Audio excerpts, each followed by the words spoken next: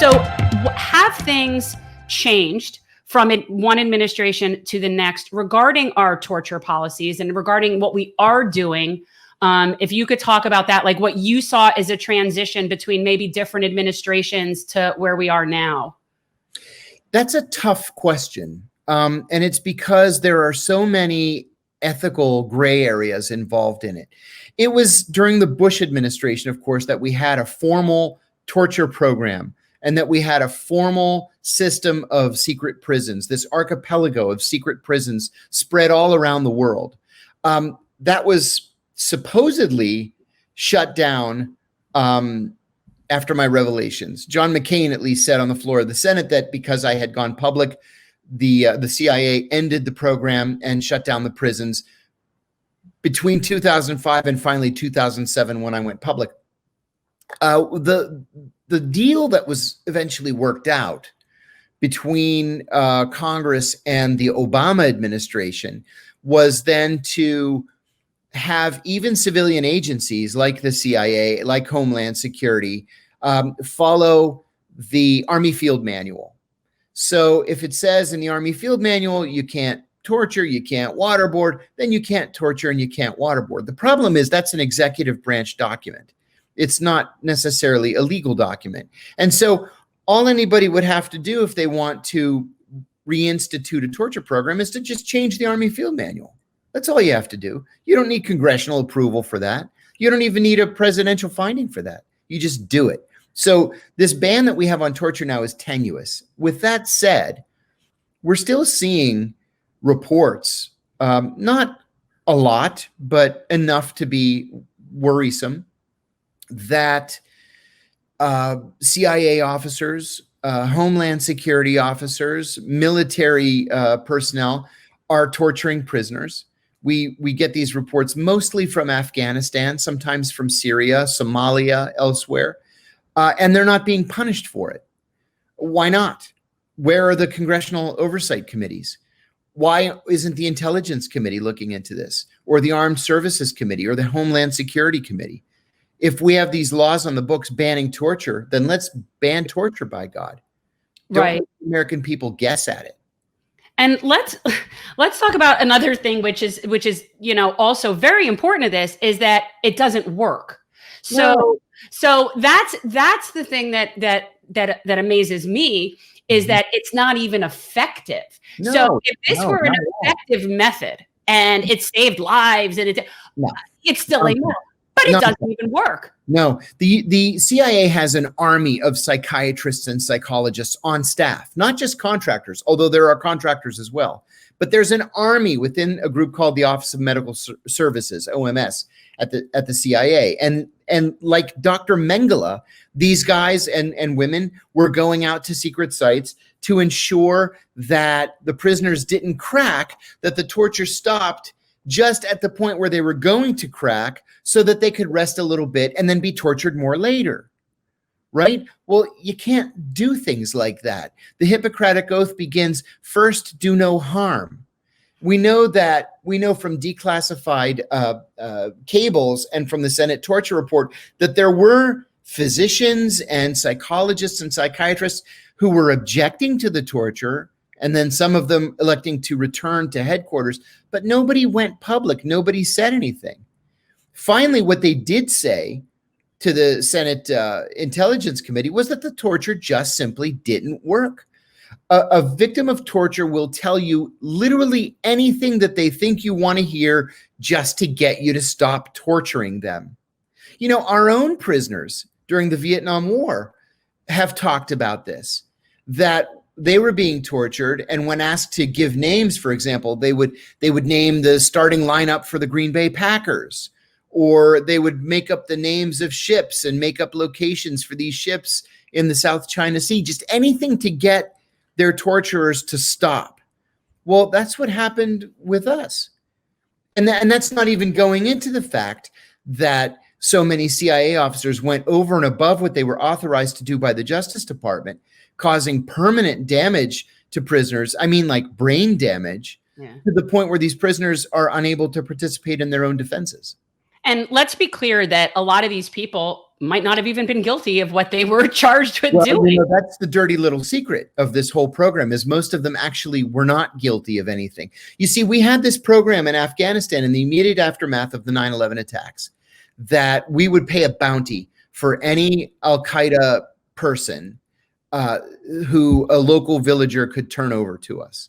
Well, the thing is if I don't like you, or maybe if I borrowed money from you and I don't want to pay it back, I just go to the Americans and I say, hey, there's an Arab over there. You might want to take him. And then I get my $500 and you get sent to Guantanamo.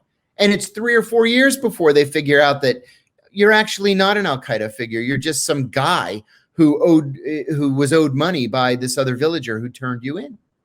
Yeah, I think people don't realize that. And I've been saying this for years, and specifically about Gitmo and the amount of people that are still rotting away there that have never been formally charged, never given translators, never given a defense, and very likely are people that were just disliked for whatever reason.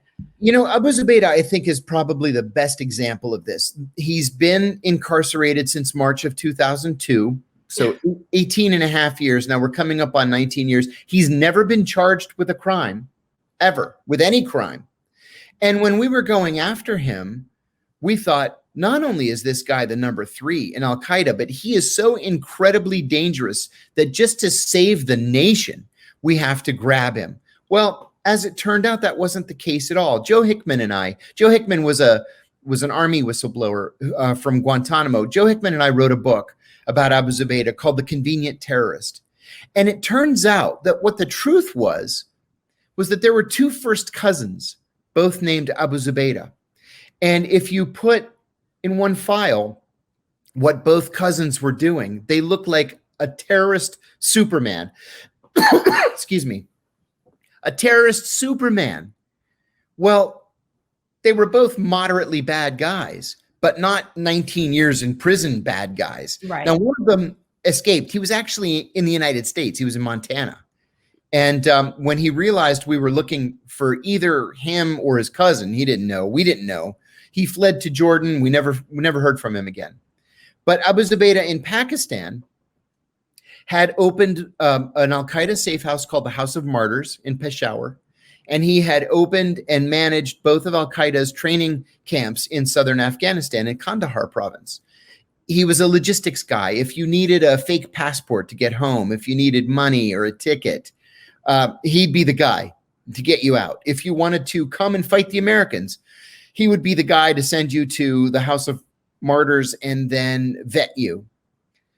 But he never joined Al-Qaeda. He was never a member. He never pledged loyalty or fealty to Osama bin Laden.